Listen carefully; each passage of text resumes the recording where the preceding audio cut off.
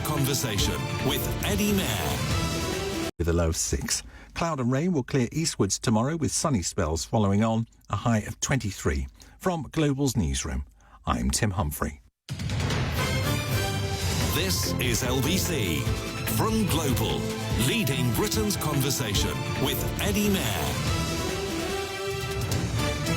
In the past few minutes, a figure has been put on the amount of money that has been lost to pension scammers.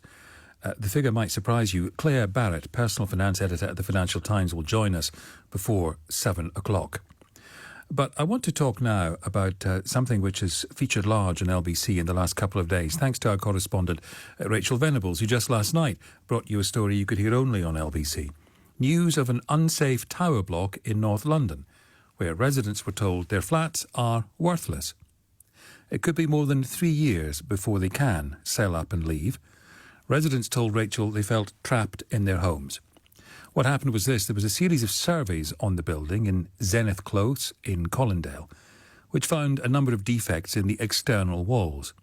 Experts said the block was fitted with combustible insulation and no cavity barriers, which are installed to stop the spread of fire. Well, Rachel is back tonight with news that some flat owners have been told their homes could be unsellable for up to 10 years, thanks to a controversial new cladding survey. Banks and lenders now require an EWS1 form to be carried out on most high-rise buildings or those with cladding. Without a certificate, they say the flats are, in effect, worthless. There are a lot of people in this position. If you're one of them, you can give me a call. 0345 60 60 973. You can text 84850 and tweet at LBC. With tonight's reporting, here again, our correspondent, Rachel Venables. Eddie, I want you to just imagine for a moment that you own a flat. You've spent months during lockdown in particular in that space. Maybe you've got a young family, maybe you want to start a family and you think now is the time. The Chancellor's brought in a new stamp duty holiday until March and you think it's time to sell, to move out, get somewhere bigger, maybe even, as many people have told me, a house with a garden. And then once you've found that home and you get a buyer who wants your place, you get an email telling you that your flat is actually worth nothing, not a penny, because that is what happened to Kate, who spoke to Nick Ferrari this morning. So we're looking to move and... Yeah, of course. Have a bit more space for our daughter. And on Thursday, on Wednesday, the surveyor came round for the mortgage company. And Thursday night, we got an email to say that our flat is essentially worthless. We got returned in nil value, and so we can't move. We don't know how long that's going to take. We're going to lose a buyer. We're going to lose the house that we found for our new family, and it's heartbreaking. It's been a rough year, apart from the birth of our daughter, and we're heartbroken by it. Now, Kate is one of potentially 3 million people living in flats in this country which face, in extreme cases, up to a decade of being worthless and unsellable. It's after last winter, in response to the Grenfell tragedy, the Royal Institution for Chartered Surveyors introduced a new form, a template really for surveying high-rise buildings with cladding, a way of categorising them once and for all as being safe or not. It's called an EWS1 form, and the problem, I understand, is that lenders have since been asking for these forms for smaller buildings as well, buildings which don't even have unsafe cladding. And it means, really, no form means no sale. We are looking at a perfect storm of disasters descending on the heads of people who own flats. And they are largely unsellable now because mortgage lenders want to know that the sites are safe, and most sites cannot demonstrate that they are safe. Sebastian O'Kelly is the chief executive of the charity Leasehold Knowledge, which supports leaseholders, and he's told me that there are real roadblocks in this process. It's an expensive procedure. It starts at about £40,000 to do a EWS1 survey of a high-rise block of flats, and there's not that many people in the country who can do it. We think there are fewer than 300 people with the relevant qualifications who could actually do this sort of survey.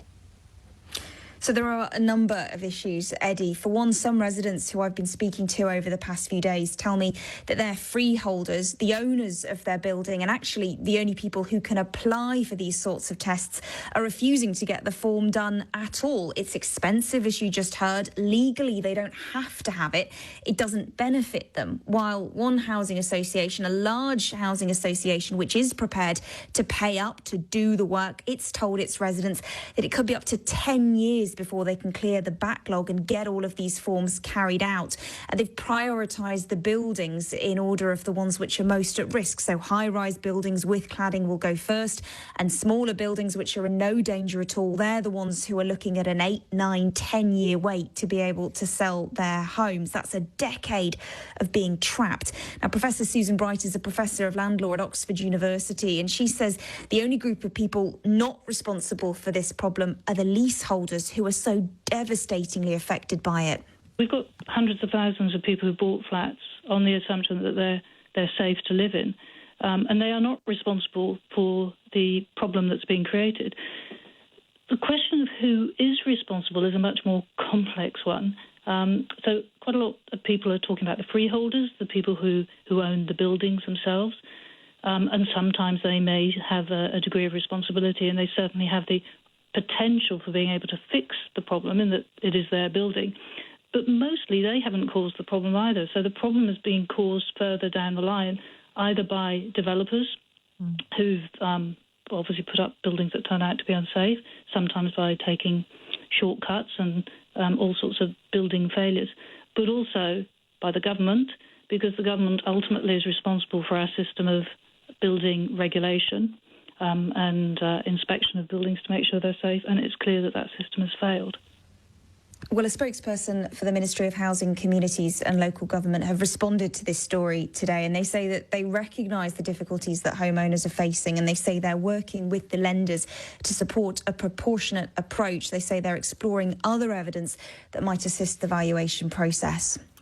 Rachel, thanks so much once again for this reporting, which has opened up the conversation across the day here on LBC, from Nick right through to here and later, I'm sure. There's a question from a listener that's come in. Why are the builders and inspectors not being held accountable? Now, you sort of heard an answer to that question a moment ago. What are your thoughts? Well, the problem is this situation seems almost to have morphed organically to this position. No one person has sat down and said, this is what we need to find ourselves in. This form has to be carried out by so many people. It's developed over years, and there are many people responsible for various different elements. One of the problems, of course, is the real issue with regulations around building, around cladding, the confusion that was caused before Grenfell and after by the government response, and the government trying to fix the problems retrospectively, as it were. There's definitely problems when you get situations where a building is unsafe. So the case we spoke about yesterday, for example, many other cases where these forms find problems in the buildings, not just in the cladding, but also in things like cavity barriers, fire doors and other issues like that. You could argue that there's responsibilities there, but it's very piecemeal when it comes to actually trying to bring these issues to light.